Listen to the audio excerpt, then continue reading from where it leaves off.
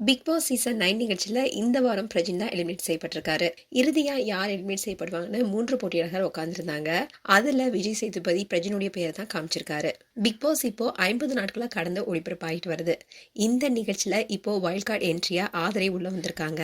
Big pass நிகழ்ச்சி ஆரம்பிக்கிறதுல இருந்தே சண்டையும் பிரச்சனையுமா தான் இருந்துச்சு. இந்நிலையில இப்போ டாஸ்க் விளையாடும் போது பல பிரச்சனைகள் ஏற்பட்டுச்சு. அதை பிக் பாஸும் கூப்பிட்டு அவங்க எல்லாத்தையுமே கண்டிச்சு பேசியிருந்தாரு.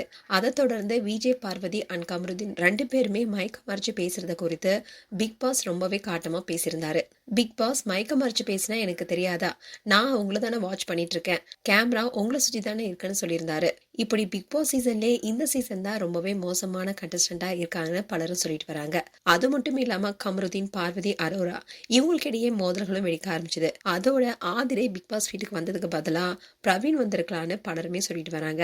எப்போதும் பிக் பாஸ்ல சில பேர் மட்டுமே சண்டை போடுவாங்க. ஆனா இந்த முறை கண்டஸ்டன்ஸ் தங்களுக்குள்ள மட்டும் இல்லாம பிக் பாஸே வெறுப்பேற்றி வராங்க. டாஸ்க ஒழுங்கா செய்யுங்கன்னு பலமுறை பிக் பாஸ் சொல்லியும் போட்டியாளர்கள் அதை கேட்கறதே இல்லை. அதோட காதல் கண்டென்ட் கொடுக்கறேன்னு சொல்லி சிலர் ரொம்பவே அநாகரிகமா நடந்துக்கிறாங்க. இப்படி எந்த ஒரு என்டர்டைன்மெண்ட்டுமே இல்லாம பிக் பாஸ் நிகழ்ச்சி போயிட்டு இருக்கு.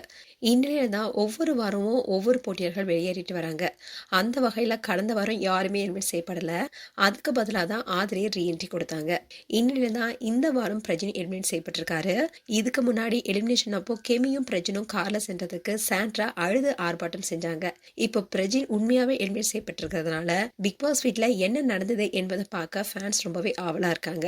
அண்ட் ரீசெண்டா வெளியான ப்ரோமோல விஜய் சேதுபதி கனி காப்பாற்றப்பட்டாங்க.